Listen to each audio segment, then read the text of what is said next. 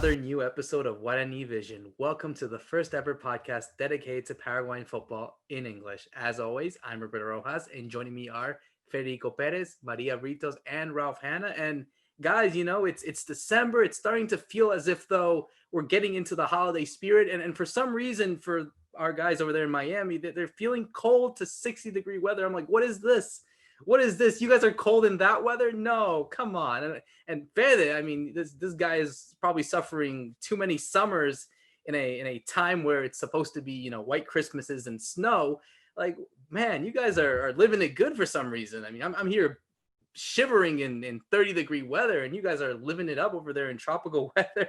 But how are you guys? Fede, how is I'd like to ask now, actually, because, heading into the Christmas season, obviously a very important holiday for all of us. What's it like over there in Paraguay now with the holidays coming up, especially finishing up Copa that happened a couple days ago and now entering Christmas and the New Year?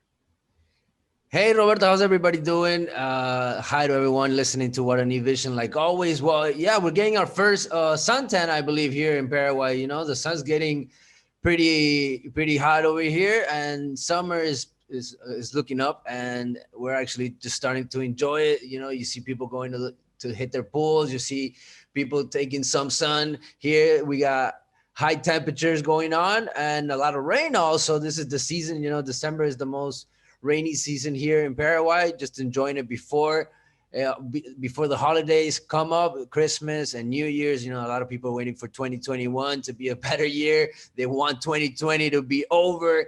But, meanwhile, everything looks like it's going back to normal, at least, just the way the people are behaving in the streets with so many events going on. Usually at the end of the year, December, it's that time here in Paraguay where people just get together. If it's because of their jobs, just the end of the year reunions, the dinners, just different events that you get invited to. And that hasn't changed much because it is really open here, even though we have a lot of cases, even though it looks like we're getting hit by that second wave. We have a lot of cases of COVID lately, even in football, even in the first division. We're seeing clubs being hammered by that trouble also. And I think we're just gonna have to live with it until we get the vaccine. We have nothing to do with it but just to keep the mask on and keep doing everything we have to do, even in 2021. But we're here to talk about everything that's going on in the Paraguayan football. We'll talk about, obviously, Libertadores. We'll talk about what happened with Cerro Porteño ending their run unbeaten, and obviously everything that's happening also here in Paraguay, because the market is not open yet, but so many meetings happening, possible deals being made also in the next week. So I'm following everything that's going on in the different clubs, and also the tournament. We have teams that are getting qualified to the next Cups of 2021. We have teams that are being relegated. So it's that time of year where a lot of things are going on. How's everybody else doing? Let me go to Miami. Let me say hi to Maria first. How's it going, Maria? Hey guys, what's up? What's up, Pele? Kind of cold here. I got my little sweater going on. And yes, in South Florida, we do tend to get cold in under 60-degree weather. So you can see Must that. be fun. Must be fun. Yes. You must be a little jealous, but that's okay. You're always welcome down here, Roberto and Fede as well. But yeah, it's super exciting that the holidays are coming up. It's already starting to feel like Christmas, and it's a little different than Paraguay here. We have, the cold weather, but, I think it's an exciting time regardless of what's going on with in the world.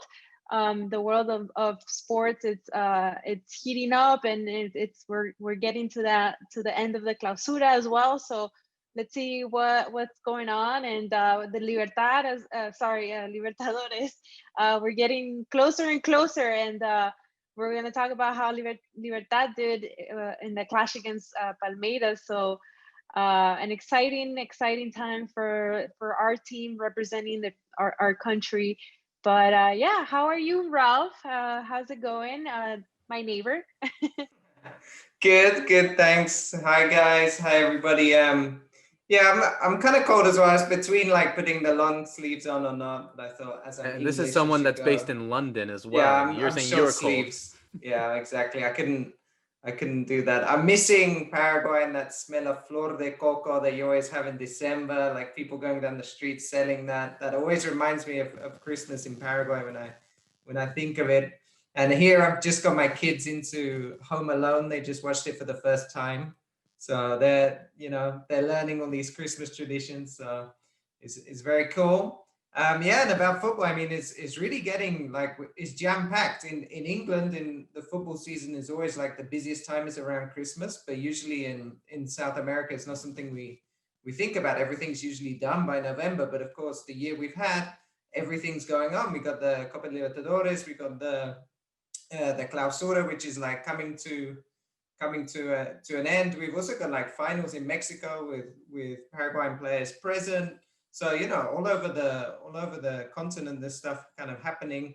So yeah, it's an exciting time, and looking forward to talk a bit about Libertad. Not looking forward to talk about Cerro so much because of course their run ended, which we're going to talk about. But yeah, let's get into it. I don't know where you guys want to start, but maybe with Libertad in the Libertadores and the 1-1 draw with Palmeiras. I don't know what you guys thought. Yeah, I'm sorry if you guys hear a couple of bombs here, because this is also something that happens here in Paraguay. December starts and people throw bombs at whatever time they want to. They're already on holidays. They're already celebrating, even though we have 20 days still before 2021. You were going to say, Maria, sorry. No, it's fine. It's fine. That's really funny, actually. It brought me back memories. But I wanted to go a little off topic here and mentioning the Premier League. Just wanted to congratulate Fabian Balbuena that had a great game today with West Ham against Leeds, and they beat Leeds 2-1. So it was a very important game. So just wanted to point that out. I don't know if Raf, you wanted to say something about that. I know it's a little off topic. We weren't planning on saying that. No, but it's true. I mean, they're fifth in the league at the moment, so that was a very important win, like away from home. This is the best season West Ham have had for ages. I can't really remember. I think one of their highest finishes in recent years has been like 9th. So the fact they're fifth going into Christmas is very good. And what we saw with Balbuena was, if you remember in our early episodes, we were saying he's not really in the team. Is he going to get in the team? Then Diop was out because of COVID, so he came in, took his chance. Now Diop's back, but it looks like Moyes wants to play 3 at the back, I think. So he seems to be using all of his central defenders, and then Balbuena's there, and that run of form's happened. So, I mean, it's looking good. And then his partner in Paraguay has been Gustavo Gomez, who I think they ended up giving man of the match in Libertad Palmeiras game, right? Because he scored the goal for Palmeiras, that equalizer against Libertad, and had a really good game, probably his best game in Defensores del Chaco, because he didn't play so well in the World Cup qualifiers, but he had a great game for Palmeiras, and scored that header when I think that away goal is going to be crucial for Palmeiras as they go back to the Allianz Arena next week in Sao Paulo. I don't know what you guys think, but I thought for Libertad, who played very well, but I don't think they've now done enough to pass to the next round.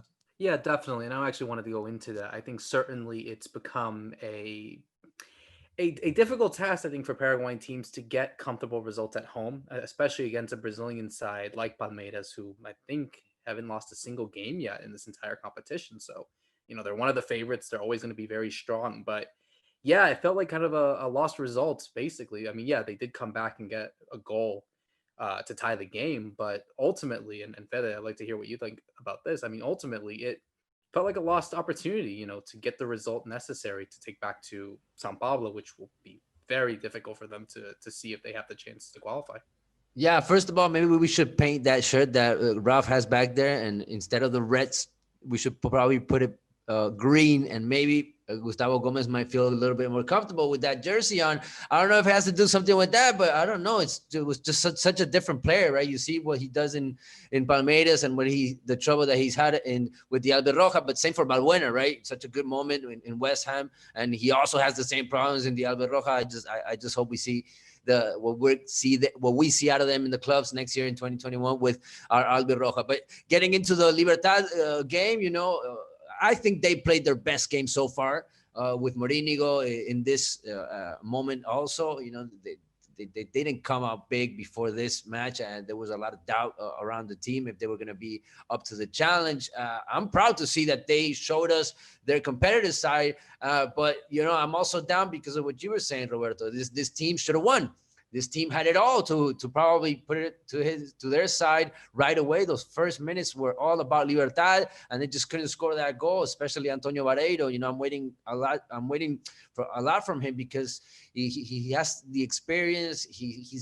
He makes that difference here in the local league, but then in these big games, in these big matches, in these international games, he doesn't always show up. He doesn't always come up, and he should, because Libertad has made that effort to keep this player for many, many years, and this is what you expect of him in front of the goal to make those important goals. Also, Oscar Tacuara, he had 2 chances with head balls, and it's weird to see him miss those shots. He usually makes those shots. We've seen him along his career make all those kind of shots, and that was the downside of Libertad in this match. But they're also the least expected team to be champions, I believe. If you ask fans around the world, if you ask fans here in South America, I think they're all waiting for other teams to be champions, and Libertad could be just the big surprise of it all. They're the only team that haven't been champions of Libertadores, of the ones that are left in competition. So a lot of people also gave their support to the team. They chanted and gathered at the club. I think that was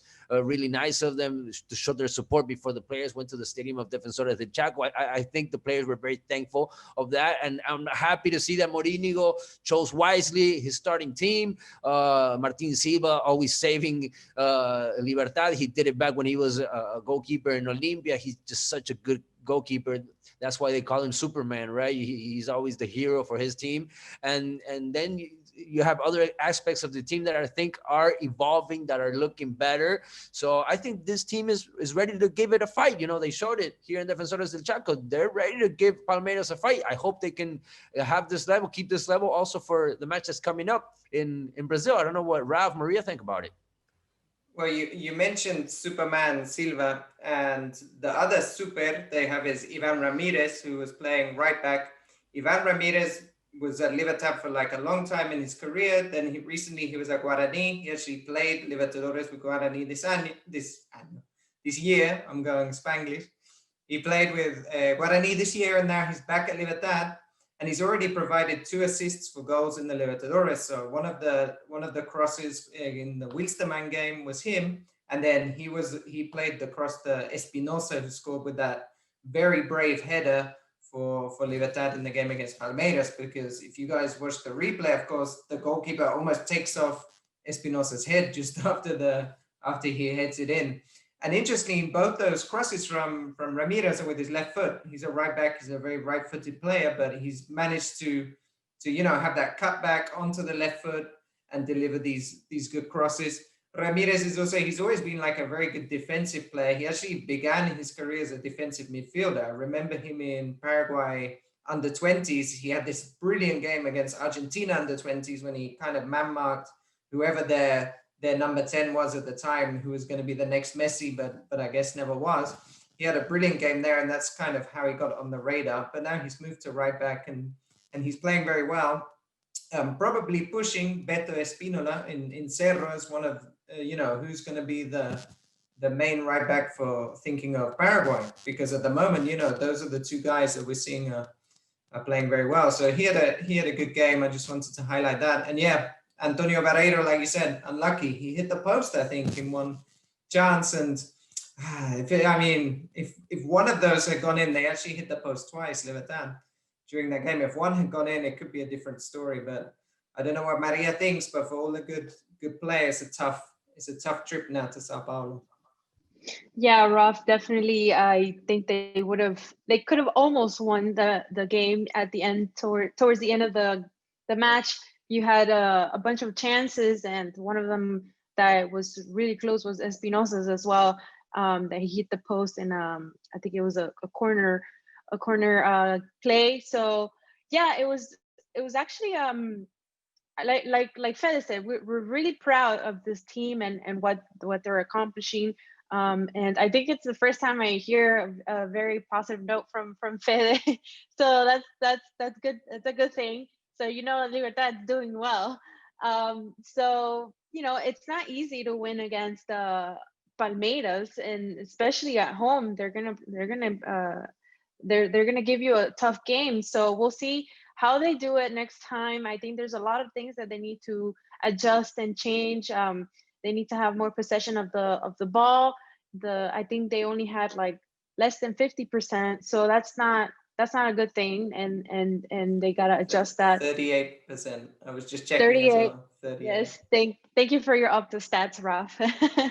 But I also felt like they needed a little bit of a push, and at the beginning they had a good run. I like how they were playing. They're a little organized, but then Gustavo Gomez had that nice header, and which honestly I didn't mind because it was Gomez, and I thought he had a good game, and but whatever. Anyways, then they seem to lose a little bit of their feel for the game, and then comes halftime and in the second half, and they started to gain back possession, and they got that goal by Espinosa again.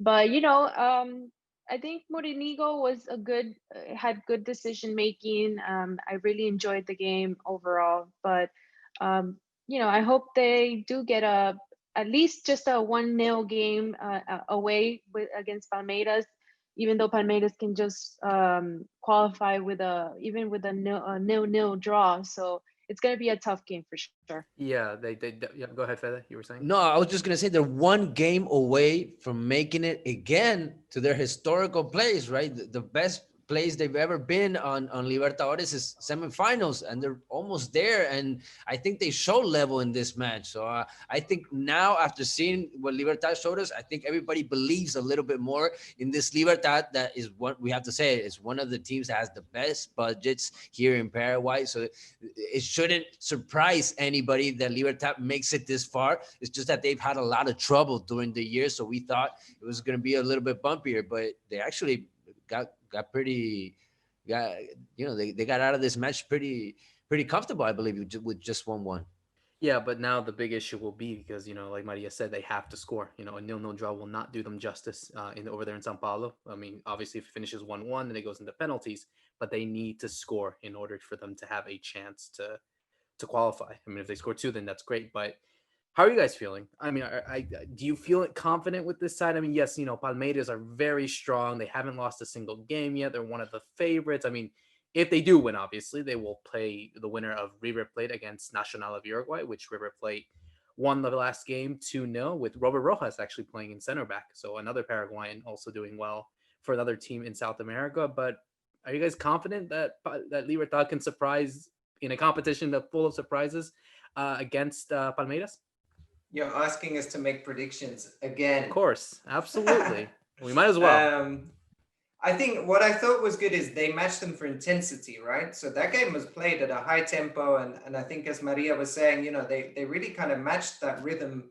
And then they had periods of the game where they couldn't find that same intensity, and that's when the first goal is scored by Palmeiras.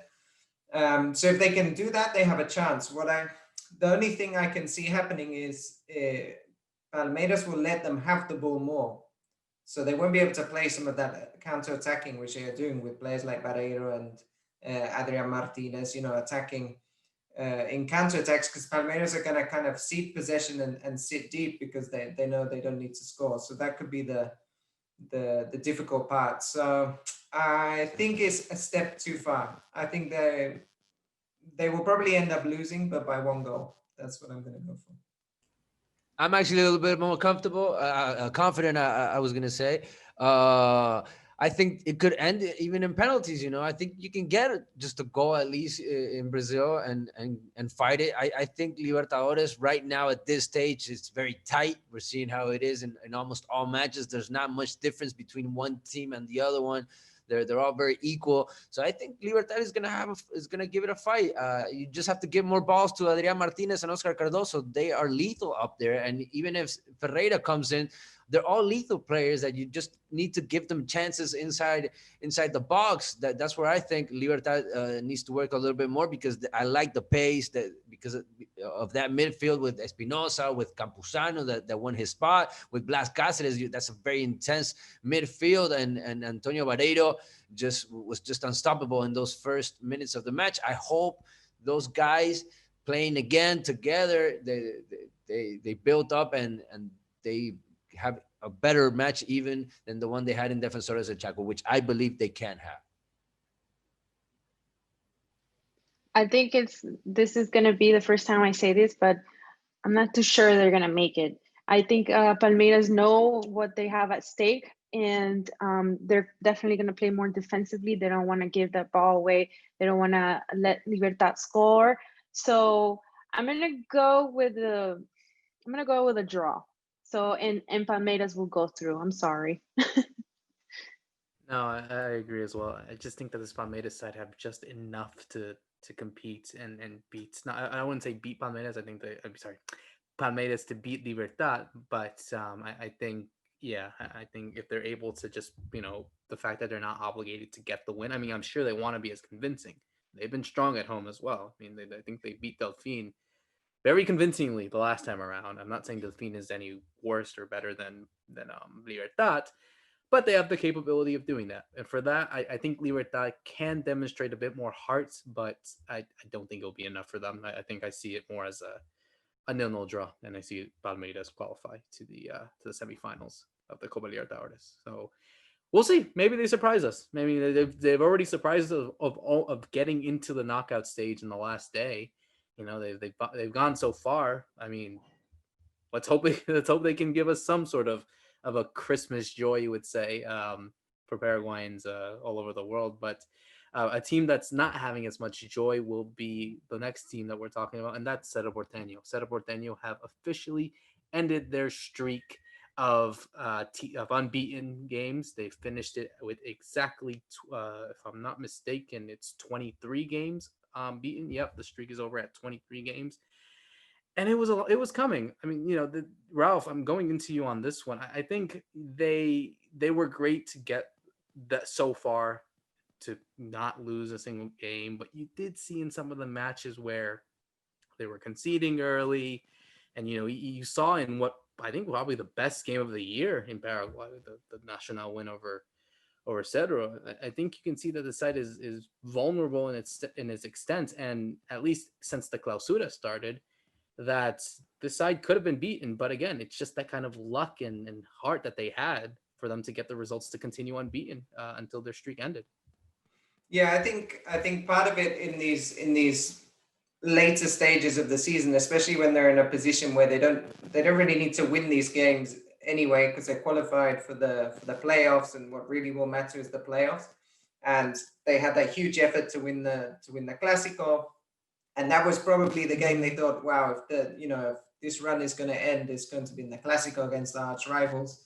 And then in the end, it was in the other Clásico, but the Clásico of Barrio Obrero with Nacional, because for people that don't know Paraguayan geography, from Nacional's stadium, you can actually see Cerro Porteño Stadium. It's actually, now that they built the La Nueva Olla, which is much bigger, it's kind of almost in the shadow of their stadium, quite literally.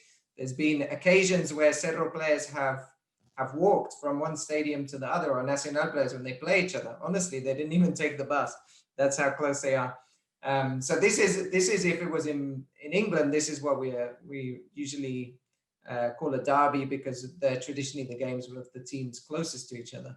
And it was very surprising, because it's not the way I would have expected Cerro to lose. I would have expected Cerro to lose this run by losing like 1-0 or maybe 2-1, but in a game that they couldn't score, because, since Churina's gone, we've said they've had some problems scoring, but they've been very good defensively. And then they lose this game 4-3, and they were behind 4 times. I mean, they're 1-0 down, 2-1 down, 3-2 down. They kept pulling it back, and then in the very last minute, you have this goal that seals it and makes it 4-3 with, I think it was almost the last touch of the game, pretty much. And it was very surprising because I was looking at the stats. Cerro hadn't conceded more than 2 goals since that 4-0 defeat to Barcelona de Guayaquil in the Libertadores. So that was back in February. I don't think they conceded 2 in the league until recently as well. So I mean, the fact that they conceded 4 was very surprising. But I think for Cerro, a lot of credit goes, a lot of credit has to go to Nacional. And Nacional are actually just 1 point behind Cerro now in the standings.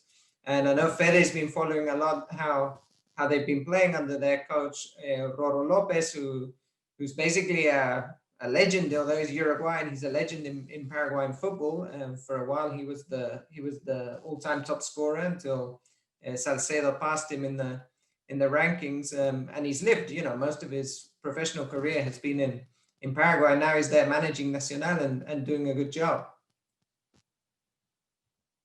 Yeah, this is actually the best season of Nacional in what? Since probably that Libertadores run, right? With Mourinho making it to the finals, and that's been quite a while now. Finally, they actually picked the right coach. They've actually picked the right players, a really nice mix of players with a lot of experience.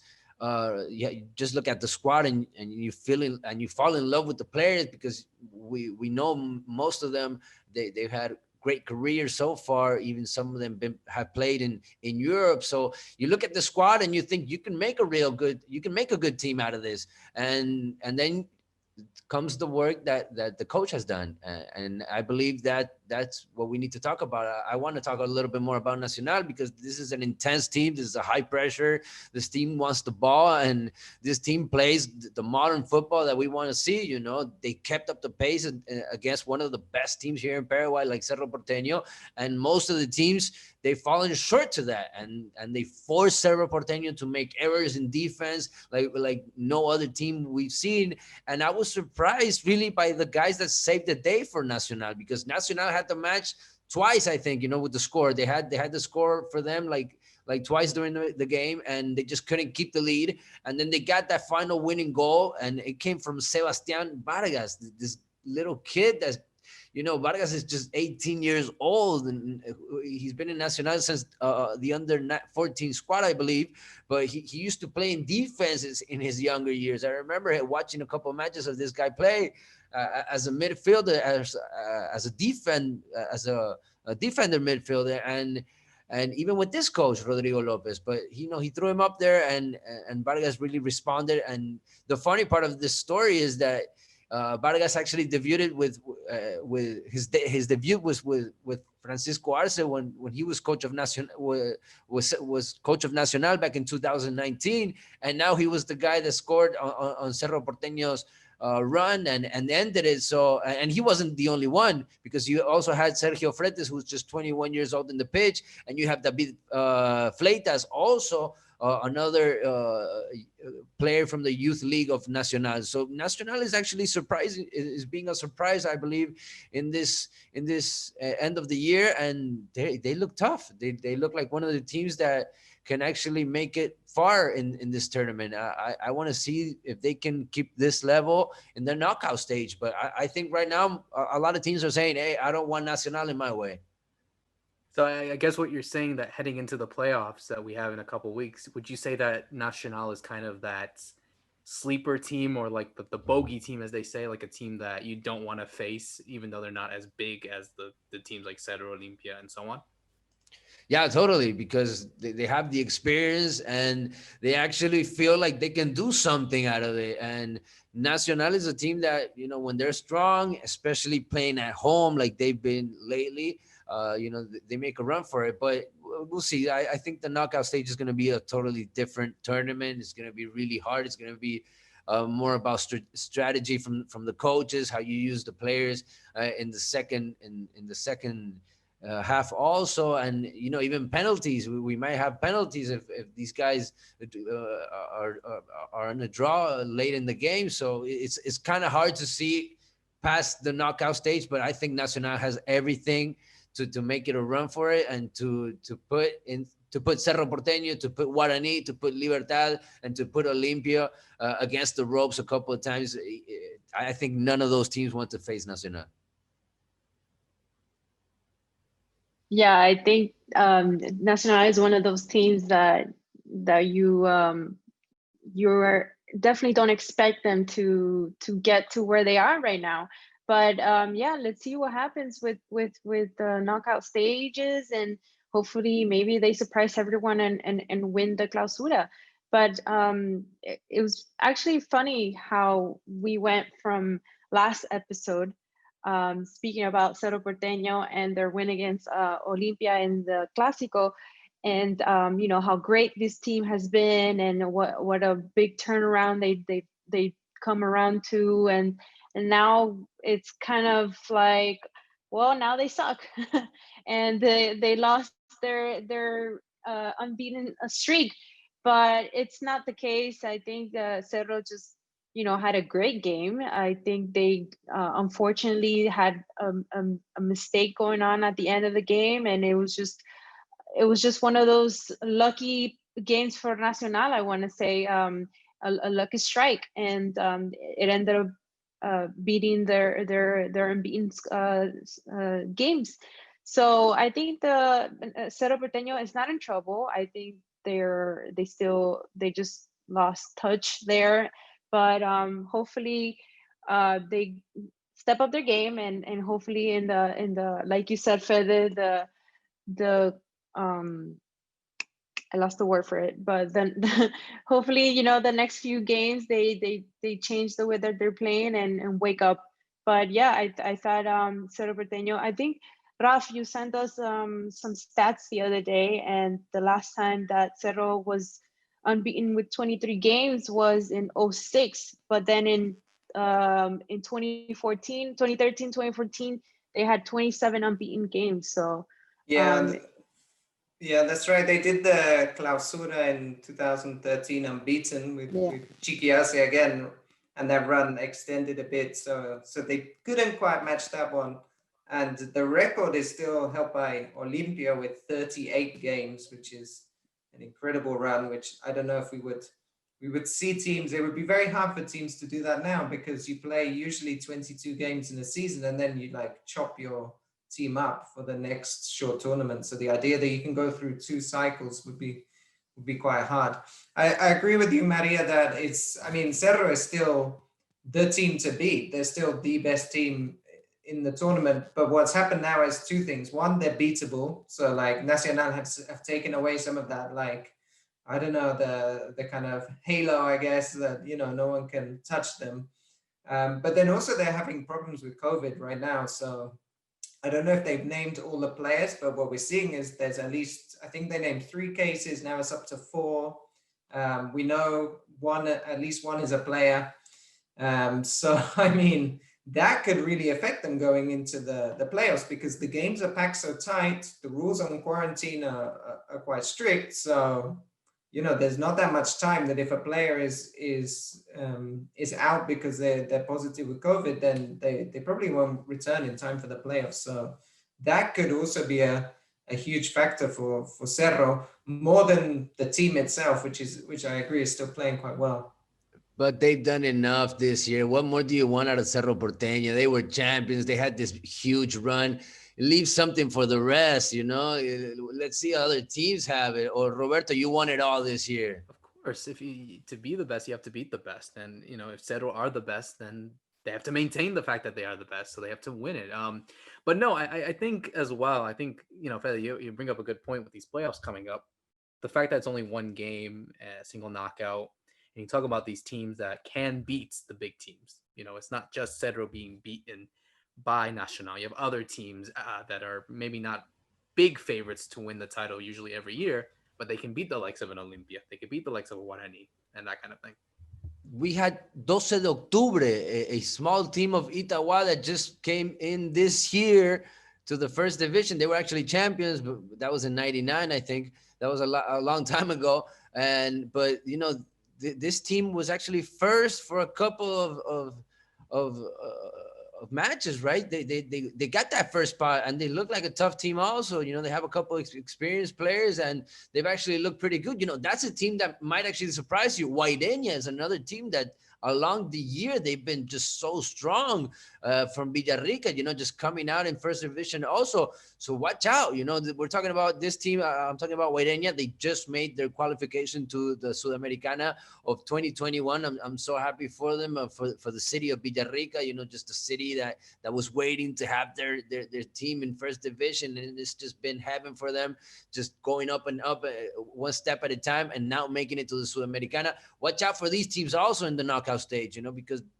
they really they look together, and they look tough. They look hard to beat also. So I don't know if Cerro Porteño, the big teams, are gonna have it that easy in the knockout stage. No, it's a good point you mentioned about Guareña, Fede. A team that was playing, I think, inter-regional tournaments like 5 years ago. They made it all the way from there to fourth division, third division, second division, first division, to the second tier continental competition in South America. So yeah, it's a remarkable achievement to see them go into the Sudamericana for the city of Villarrica. People who are passionate about their team. It's good. It's a good story, and like you said, it's those teams that can surprise people. It's those teams that maybe you don't expect much of them, but they can ruin the party. They can do it, and hey, maybe one of those teams can end up being champion. You never know. That's just how. I can't wait for these playoffs. It's going to be so much fun now, heading into it. In the next few days. This is the best chance those teams will ever have, because this is the most democratic system in terms of the tournament, with there being these short tournament at first, and then also the one game. It's not even over 2 legs.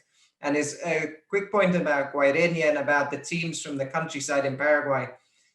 If people ever watched Paraguayan soccer on TV when there were fans in the stadium, you would notice usually in the games in Asunción, except for some of the big teams, there weren't that many fans. A lot of teams in Asunción, it's really divided between so many teams.